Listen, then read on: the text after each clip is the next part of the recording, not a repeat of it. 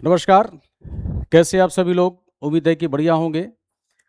आज हम लोग फिर से यूट्यूब पे अपने 10 क्वेश्चन के सीरीज़ को लेकर के आए हैं।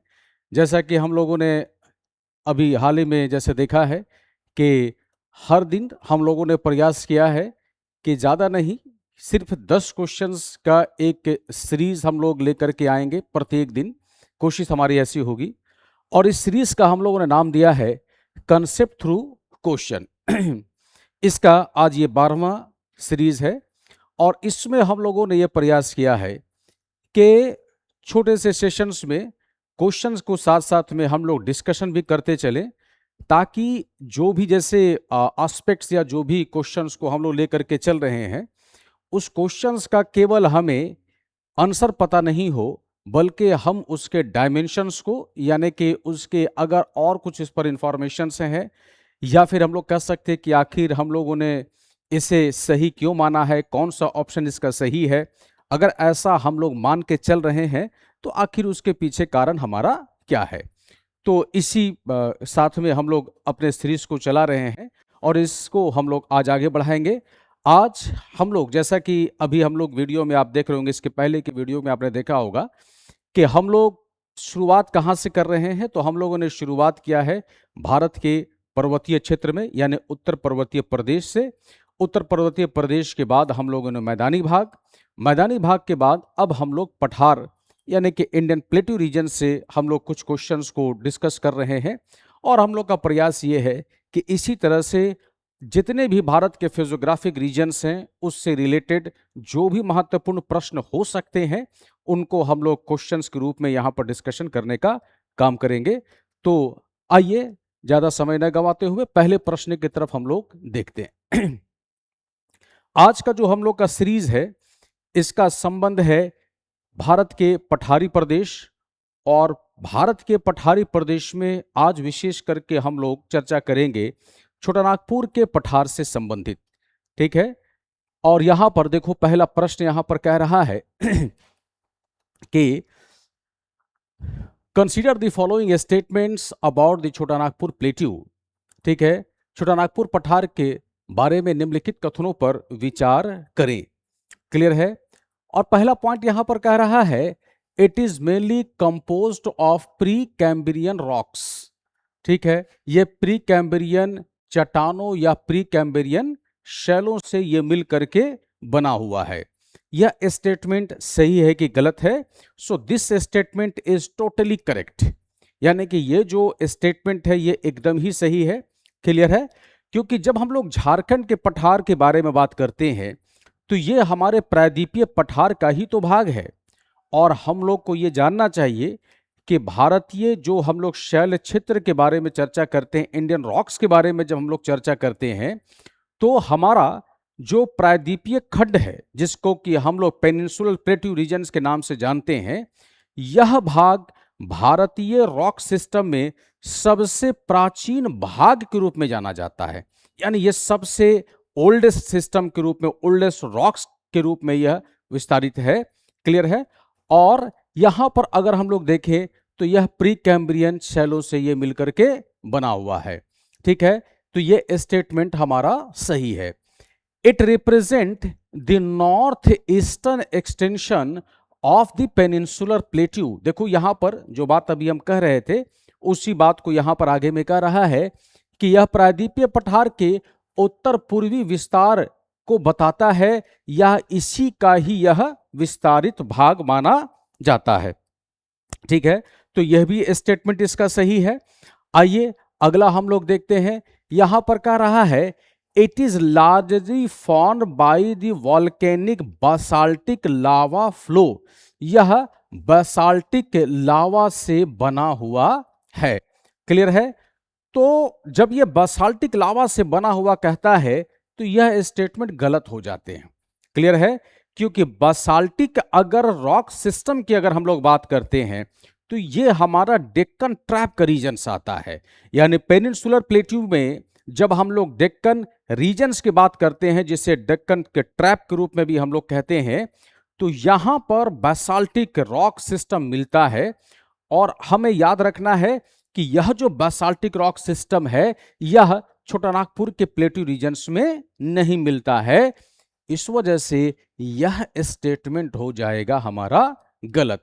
अब ऐसे में कह रहा है कि इसमें से कौन से स्टेटमेंट सही हैं, तो बट नेचुरल है कि इसमें केवल 1 और 2 यही दोनों स्टेटमेंट इसके सही होंगे। क्लियर है? आइए अगले प्रश्न की तरफ हम लोग आगे बढ़ते हैं। और अगला प्रश्न यहां पर कह रहा है, which among the following is the highest pick of the Chota Nagpur plateau. ठीक है, यानी यहां कह रहा है कि छोटा नागपुर पठार के सबसे ऊंची चोटी कौन सा है। ठीक है, धूपगढ़, पारसनाथ, गुरु शिखर और अनैमुदी। क्लियर है? तो देखो क्या है कि कल वाले में हम लोगों ने देखा था कि सेंट्रल हाईलैंड के रीजन्स के बारे में कल हम लोगों ने चर्चा किया था। और सेंट्रल हाईलैंड के रीजन्स की जब हम लोग चर्चा कर रहे थे तो उस समय हम लोगों ने बात कही थी कि जैसे अगर हम धूपगढ़ को देखते हैं तो यह सतपुड़ा की सबसे ऊंची चोटी मानी जाती है। ठीक है, हाँ, यहां पर अगर हम देख रहे हैं पारसनाथ तो यह सही माना जाएगा। ठीक है, यानी छोटा नागपुर प्लेट्यू की सबसे ऊंची चोटी जो है वह पारसनाथ है। और पारसनाथ की ऊंचाई अगर हम लोग कहते हैं तो यह लगभग 1365 मीटर यह ऊंचा माना जाता है। क्लियर है? और यहां पर हमें याद रखना है कि यह जो जब हम लोग छोटा नागपुर के प्लेट्यू रीजन्स की बात करते हैं तो छोटा नागपुर का जो प्लेट्यू रीजन्स है, ठीक है, छोटा नागपुर का जो पठारी भाग है यह रिवर दामोदर के द्वारा 2 भाग में ये बटे हुए हैं। क्लियर है? यानी एक भाग को हम लोग कहते हैं जिसे कहा जाता है रांची प्लेट्यू, इसे कहा जाता है। ठीक है, यानी इसे रांची का पठार हम लोग कहते हैं। क्लियर है? और दूसरा जो इसका भाग होता है इसे हम लोग कहते हैं हजारीबाग प्लेट्यू, इसे हम लोग कहते हैं, यानी इसे कहा जाता है हजारीबाग प्लेट्यू, इसे कहा जाता है। क्लियर है? तो छोटा नागपुर प्लेट्यू का जो सबसे ऊंचा पार्ट है, ठीक है, यानी संपूर्ण प्लेट्यू रीजन्स को अगर हम लोग देखें तो सबसे ऊंचा जो भाग है रांची छोटा नागपुर प्लेट्यू का, यह इसके उत्तर पश्चिम में मिलता है। लेकिन फिलहाल हम लोग जो बात कर रहे हैं वह बात कर रहे हैं कि पूरे हमारे छोटा नागपुर का सबसे ऊंचा चोटी कौन सा है। याद रखिएगा, क्वेश्चंस को ध्यान से हमको समझना है। अगर कहे कि सबसे ऊंचा भाग कौन सा है तब हमें बताना होगा कि छोटा नागपुर प्लेट्यू रीजन का जो सबसे ऊंचा भाग है, क्योंकि यह टेरेस लाइक स्ट्रक्चर्स में फैला हुआ है, तो छोटा नागपुर प्लेट्यू का अगर कहा जाए कि सबसे ऊंचा भाग, तो सबसे ऊंचा भाग जो इसका है वह इसका नॉर्थ वेस्ट साइड्स में, उत्तर पश्चिमी भाग में है। ठीक है, इसके बाद जब हम लोग आते हैं हजारीबाग प्लेट्यू के बारे में तो यह इसके मिडिल एरिया में आता है। और जो पूर्वी भाग है छोटा नागपुर प्लेट्यू का, यह सबसे नीचा भाग के रूप में हम लोग इसको जानते हैं। लेकिन अगर कहा जाए कि सबसे ऊंचा पार्ट या सबसे ऊंची हिल इसमें कहां है, तब यहां पर हमारा जवाब होगा कि यह जो है यह पारसनाथ है। और पारसनाथ कहां है, तो पारसनाथ हजारीबाग प्लेट्यू में स्थित है। ठीक है, और इसकी ऊंचाई कितनी है, तो इसकी ऊंचाई हमें याद रखना है 1365 मीटर इसकी ऊंचाई है। और यह गिरिडीह डिस्ट्रिक्ट जो कि झारखंड का एक जिला है, उसी जिला में यह स्थित माना जाता है। क्लियर है? तो हमें याद रखना है कि क्वेश्चंस को समझ करके सबसे ऊंचा अगर पूछा जाए हिल कौन सा है, देन ऑब्वियस है कि हमारा आंसर यहां पर पारसनाथ हो जाएगा। और अगर कहा जाए कि संपूर्ण छोटा नागपुर प्लेट्यू का जब कहा जाए कि ऊंचा भाग कौन सा है, तब हमें उसका जवाब थोड़ा अलग से देना होगा। क्लियर है? तो आइए, कुछ कंफ्यूजन नहीं हो इस वजह से हमने इसको समझाया है। ठीक है, आइए अगले प्रश्न की तरफ हम लोग आगे बढ़े। और यहां पर तो तुम देख ही रहे हो कि जब गुरु शिखर के बारे में बात होगी तो गुरु शिखर किसकी सबसे ऊंची चोटी है, तो याद रखना है ये अरावली की सबसे ऊंची चोटी है। क्लियर है? और अगर हम लोग अनैमुदी के बारे में बात करते हैं तो अनैमुदी जो है यह दक्षिण भारत की सबसे ऊंची चोटी मानी जाती है, वेस्टर्न घाट की सबसे ऊंची चोटी मानी जाती है। क्लियर है। और यहां पर याद रखना है कि जब हम लोग अनयमुदी की ऊंचाई के बारे में अगर चर्चा करते हैं तो हमें याद रखना है कि पूरे के पूरे दक्षिण भारत की सबसे ऊंची चोटी ये मानी जाती है और इसकी ऊंचाई 2695 मीटर के आसपास मानी जाती है। क्लियर है। तो यह भाग बहुत ही ऊंचा माना जाता है। क्लियर है। अगर हम लोग गुरु शिखर के बारे में बात करते हैं तो गुरु शिखर की ऊंचाई 1722 मीटर के आसपास मानी जाती है। और अगर हम लोग धूपगढ़ के बारे में चर्चा करते हैं तो यह करीबन 1352 या 1350 मीटर की ऊंचाई के आसपास मानी जाती है। तो धूपगढ़ किसका सबसे ऊंचा चोटी है? तो धूपगढ़ ऊंची चोटी किसकी है? तो यह जो हमारा सतपुरा पहाड़ी है उसकी ऊंची चोटी है।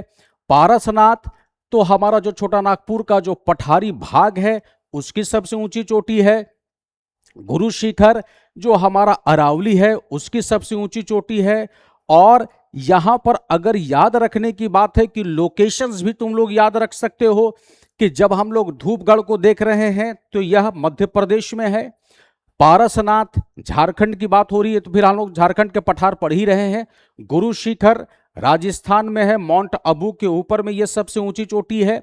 ठीक है, यानी कि अरावली का जो माउंट आबू क्षेत्र है। और अनाईमुदी जो है यह अन्नामलई पहाड़ी की सबसे ऊंची चोटी है। क्लियर है। और यह कहां स्थित है? तो यह केरल में स्थित माना जाता है। आओ अगले प्रश्न की तरफ हम लोग आगे बढ़ते हैं। और अगला प्रश्न यहां पर प्रश्न संख्या 3 को हम लोग देखते चले। अब यहां पर देखो प्रश्न संख्या 3 में जैसे ही हम लोग देखते हैं तो यहां पर हमारा जो छोटा नागपुर प्लेट्यू रीजन्स है वहां पर एक बहुत ही महत्वपूर्ण क्षेत्र है जिसे हम लोग पाठ प्रदेश के रूप में जानते हैं। ठीक है, यानी कि पाठ रीजन के रूप में इसे हम लोग जानते हैं। अब देखो यहां पर क्या कह रहा है, पाठ क्षेत्र मुख्यतः रांची पठार के पश्चिम में स्थित है। ठीक है, the Pat regions mainly lies in the western part of the Ranchi plateau regions. क्या यह स्टेटमेंट सही है? So this statement is correct. ठीक है, यह स्टेटमेंट हमारा क्या है? तो यहां पर याद रखना है यह स्टेटमेंट हमारा हो जाएगा सही। ठीक है, यानी कि रांची पठार के यह पश्चिमी भाग में इसका लोकेशन हमें देखने को मिलता है। क्लियर है।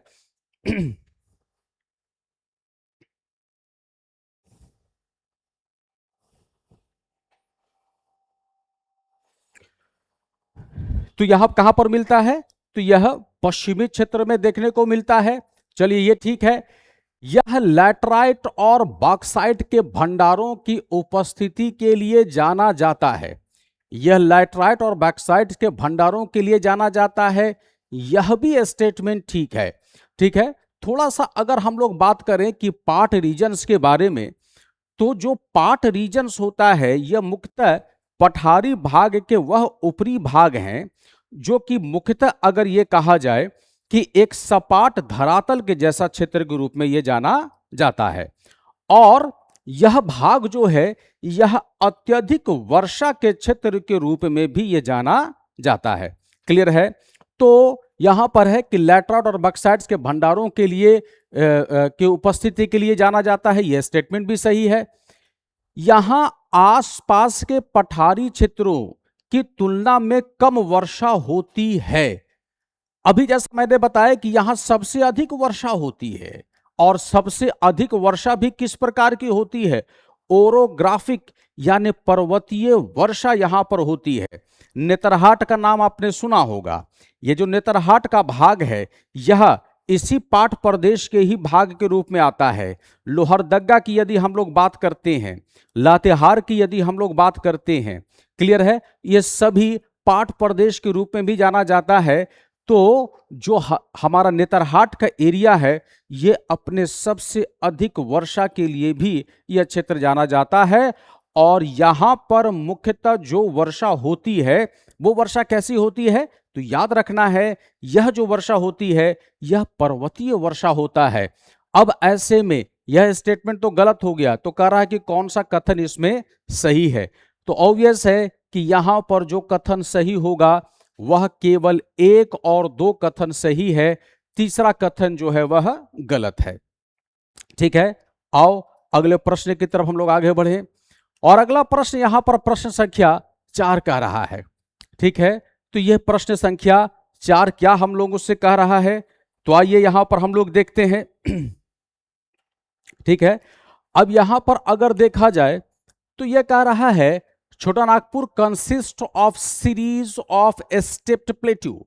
छोटा नागपुर जो पठार है ये कई सीढ़ीनुमा स्टेप से मिल करके बना हुआ। स्टेप का मतलब जैसा भी हमने आपको बताया, एक भाग बहुत ऊंचा है, फिर इसके बाद मध्यवर्ती भाग है और फिर इसका निचला भाग है। इसी वजह से इसे इस रूप में परिभाषित किया जाता है। और हम लोगों ने जैसा चर्चा किया, यदि सबसे ऊंचे भाग के बारे में बात किया जाए तो हमारा जो छोटा नागपुर के प्लेट्यू रीजन्स हैं उसका जो उत्तर पश्चिमी भाग है यह सबसे ऊंचा भाग है और जो पूर्वी भाग है यह सबसे नीचा भाग के रूप में जाना जाता है। तो यह स्टेटमेंट हमारा सही होगा। Pat regions live above the Ranchi plateau, Pat क्षेत्र रांची पठार, और यहां पर देखिए कुछ गड़बड़ टाइप हो गया है। ठीक है, तो यहां पर पार्ट क्षेत्र रांची पठार से, ठीक है, अधिक ऊंचाई पर होना चाहिए। तो ट्रांसलेशन कुछ गड़बड़ी है। The Pat regions lies above the Ranchi plateau regions, so this statement is also correct. ठीक है, यह स्टेटमेंट भी सही है। The Damodar trough separates Ranchi Hazaribagh plateau regions. ठीक है, दामोदर गर्त रांची और हजारीबाग पठार को अलग करती है। ठीक है, अभी जैसा हमने आपको पहले बताया जहां पर हम लोगों ने पारसनाथ को देखा। ठीक है, तो याद रखना है कि हमारा जो दामोदर नदी है यह भी एक भ्रंश घाटी से होकर के बहने वाली नदी है, यानी Damodar river also flow in a rift valley. ठीक है, और ये रिफ्ट वैली किस किस के बीच में है, तो यह रिफ्ट वैली जो है यहां पर याद रखना है कि एक तरफ में हमें मिलता है जिससे हम लोग कहते हैं रांची प्लेट्यू। ठीक है, रांची का पठारी भाग है, और दूसरी ओर अगर हम लोग देखते हैं तो यहां पर हमें मिलता है जिससे हम लोग हजारीबाग के प्लेट्यू रीजन्स के बारे में जानते हैं। ठीक है, हजारीबाग प्लेट्यू रीजन्स। ठीक है, और इसी के बीच में जो रिवर बहती है यही रिवर है जिसका नाम है river Damodar.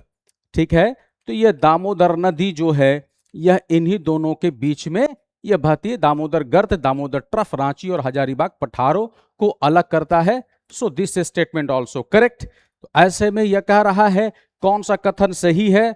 So all these statement, यानी ये जो चारों इसमें जो कथन, तीनों जो कथन दिए गए हैं ये तीनों कथन सही होंगे। क्लियर है। आइए अगले तार आगे बढ़े हम लोग, और आगे का प्रश्न आपसे कह रहा है कोल deposits of the Chota Nagpur plateau are mainly associated with the Gondwana formations. ठीक है, यहां पर हम लोग को देखना है, ठीक है, कि क्या कह रहा है। तो यहां पर यह कह रहा है कि छोटा नागपुर पठार के कोयला भंडार मुख्यतः गोंडवाना संरचना से संबंधित है। ठीक है, हम लोग को यह पता होना चाहिए कि अगर हम लोग देखते हैं तो जो छोटा नागपुर का प्लेट्यू रीजन्स है इसे भारत के खनिज भंडार के रूप में भी जाना जाता है। ठीक है, और इसे रूर ऑफ इंडिया भी कहा जाता है, यानी अत्यधिक खनिज, हर तरह के लगभग खनिज यहां पर मिलते हैं। क्लियर है। और खास करके अगर हम लोग देखें तो हमारा जो झरिया हो गया, क्लियर है, या फिर जैसे हम लोग बोकारो को देखते हैं, ठीक है, ये सभी के सभी रीजन्स जो है यह अपने कोल बेल्ट्स की वजह से बड़ा फेमस माना जाता है। और यह जो कोल बेल्ट्स है यह मोस्टली किसका है, तो यह गोंडवाना रचनाओं से या संरचनाओं से यह संबंधित है। So this is the correct statement. लौह अयस्क के भंडार मुख्यतः अवसादी चट्टानों में पाए जाते हैं। Iron ore deposits are largely found in the sedimentary rock system. ठीक है, तो यह जो सेडिमेंट्री रॉक्स जब हम लोग ऐसा लिख रहे हैं तो यह बेसिकली वो सेडिमेंट्री रॉक्स नहीं है जिसको हम लोग इन जनरल अगर समझते हैं, ठीक है, बल्कि ये वो सेडिमेंट्री रॉक्स हैं जो कि भारत के प्राचीन शैल यानी आर्कियन रॉक्स के टूटने के बाद जब ये डेपोजिशंस हुए हैं उसके बाद इनका निर्माण हुआ है।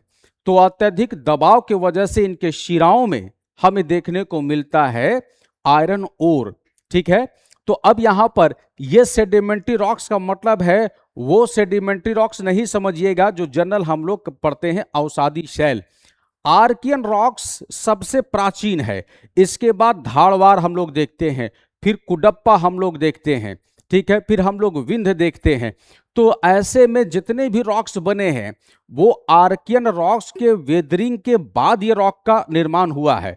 तो इसका मतलब है कि लेयराइजेशन इसमें हुआ है, इसमें परतें मिलती हैं, इस वजह से इसे हम लोग क्या कर सकते हैं, तो यह बेसिकली क्या है कि यह एक सेडिमेंट्री रॉक सिस्टम का ही पार्ट के रूप में इसको हम लोग जानते हैं, ठीक है। तो यहां पर यह स्टेटमेंट जो है यह सही है। तांबे के भंडार सिंभू में हाइड्रोथर्मल प्रक्रियाओं से जुड़ा हुआ है। Copper deposits are associated with the hydrothermal process in the Singhbhum belt, ठीक है, यह स्टेटमेंट भी इसका सही है। तो ऐसे में अगर हम लोग देखते हैं तो all of the above statement, ठीक है, यहां पर पूछ रहा है कौन सी कथन इसके सही है, तो यहां पर सभी कथन इसके सही माने जाएंगे, ठीक है। आइए अगले प्रश्न की तरफ हम लोग आगे बढ़ते हैं और अगला प्रश्न देखिए हमसे क्या कह रहा है, ठीक है। अगला प्रश्न अगर हम लोग देखते हैं,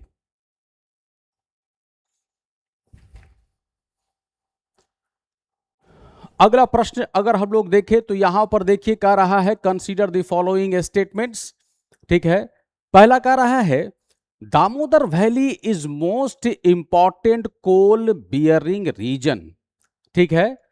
तो यहां पर हमें देखना होगा, यह कह रहा है कि Damodar valley is the most important coal bearing region, Damodar घाटी सबसे महत्वपूर्ण कोयला के उत्पादक क्षेत्र हैं, ये ठीक है। जैसे अभी हम लोग जस्ट चर्चा कर रहे थे कि जब हम लोग बोकारो के क्षेत्र को देखते हैं तो ये अपने कोयला भंडार के लिए बड़ा प्रसिद्ध माना जाता है, ठीक है। और साथ साथ में जब हम लोग देखते हैं हमारा जो धनबाद का रीजन्स आता है यह इस पूरे रीजन्स में कोयले के क्षेत्र के रूप में जाने जाते हैं।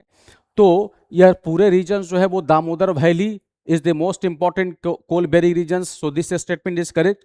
Most coal fields are aligned east west, अधिकांश कोयला जो क्षेत्र है यह पूरा पश्चिम दिशा में फैले हुए हैं, so this is also correct statement.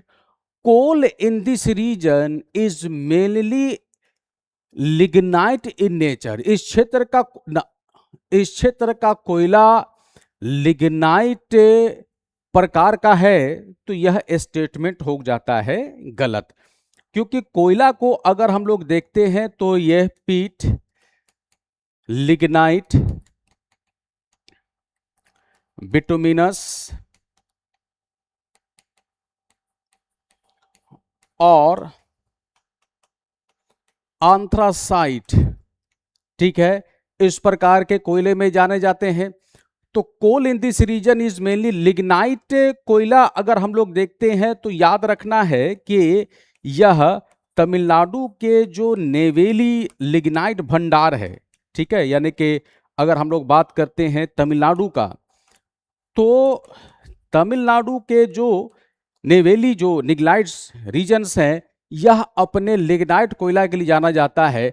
लेकिन जो दामोदर वैली है इस भाग के बारे में अगर चर्चा करें तो यह मुख्यतः अपने बिटुमिनस कोयला के लिए यह जाना जाता है, ठीक है। तो ऐसे में तीसरा स्टेटमेंट हो जाता है गलत। ऐसे में अगर देखा जाए तो इसका सही जवाब केवल 1 और 2 ही होगा, ठीक है। तो आइए आगे हम लोग बढ़े, 7वें नंबर के प्रश्न को हम लोग देखते हैं और 7वां नंबर का प्रश्न हमसे क्या कह रहा है, ठीक है। तो 7वें नंबर का प्रश्न हमसे क्या कह रहा है इसको अगर हम लोग देखें, ठीक है। और ये कह रहा है लौह अयस्क के संबंध में निम्नलिखित कथनों पर विचार करें। It is mainly hematite type, यह मुख्यतः हेमेटाइट प्रकार का होता है।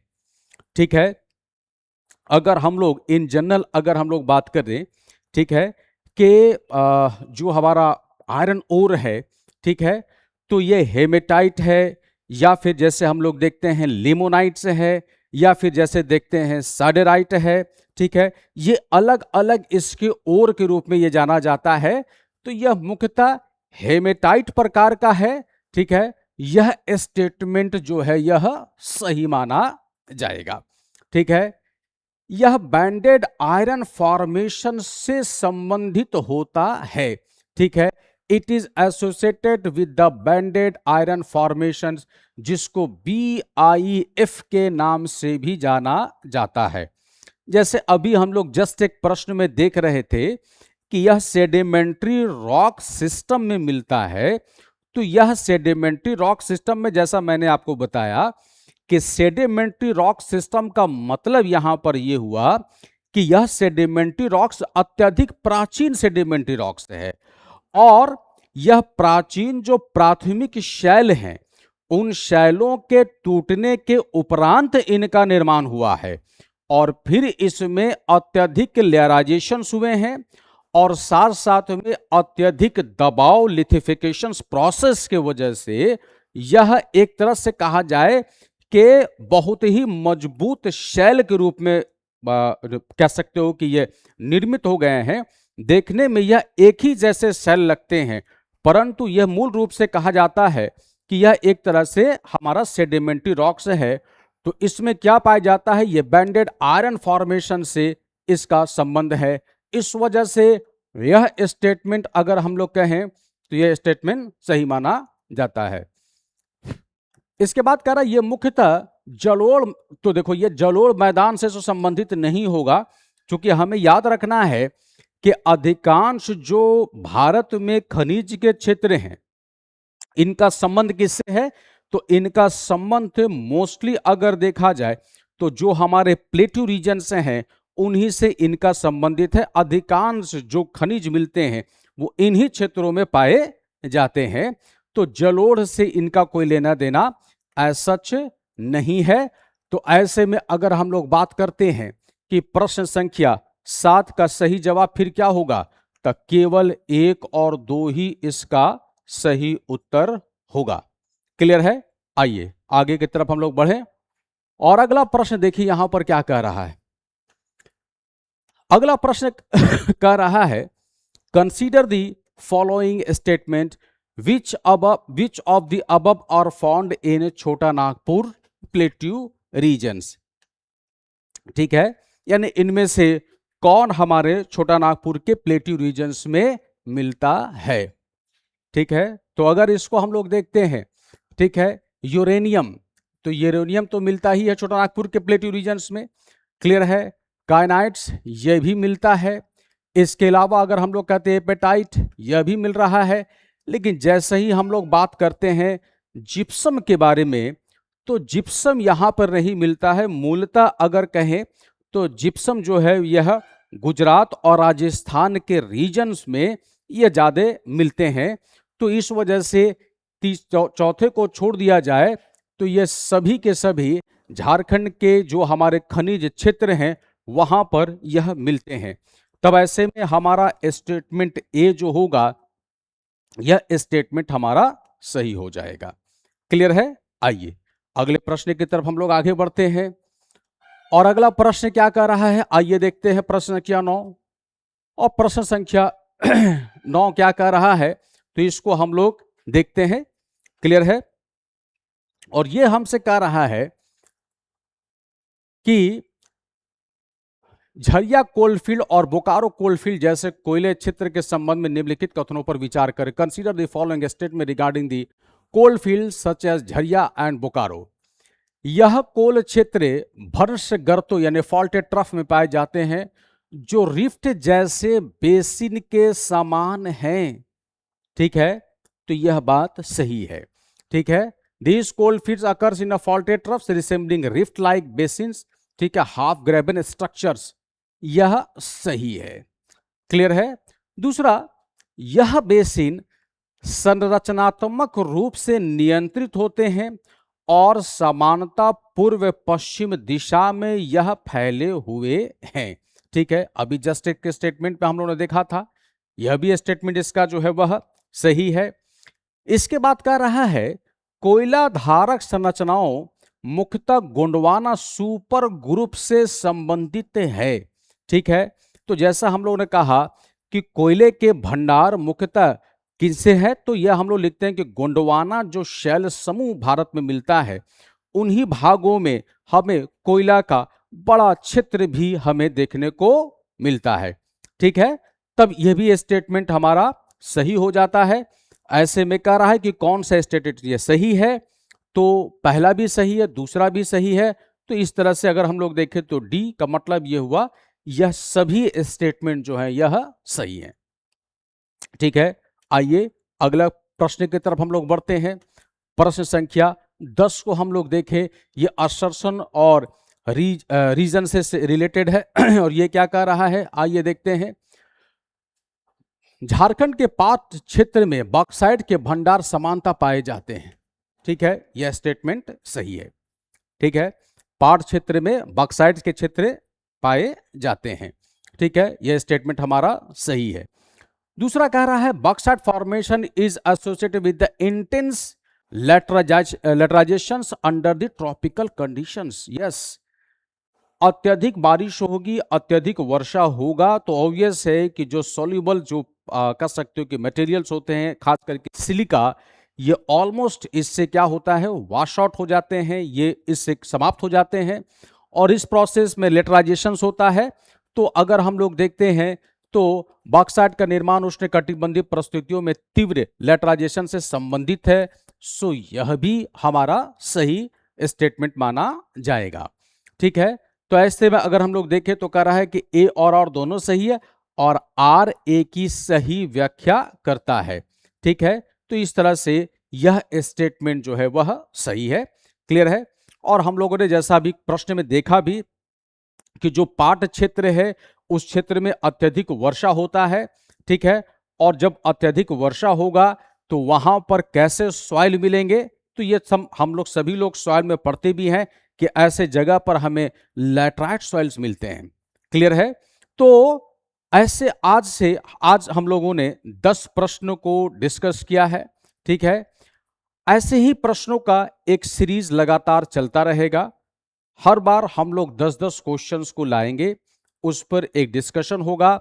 आप 10-10 क्वेश्चंस को कह सकते हो कि कम समय में डिस्कशन भी कर सकते हैं, देख सकते हैं। उत्तर हम लोगों ने इस पर चर्चा किया है। फिर वही बात, अगर किसी भी उत्तर में किसी भी प्रकार का कोई भी अगर कोई कन्फ्यूजन है, कोई डाउट है, कमेंट बॉक्स में जरूर लिखिए। हम प्रयास करेंगे कि अगली बार जब सेशन करेंगे तो उस पर हम लोग कुछ बात जरूर करेंगे। ठीक है, धन्यवाद।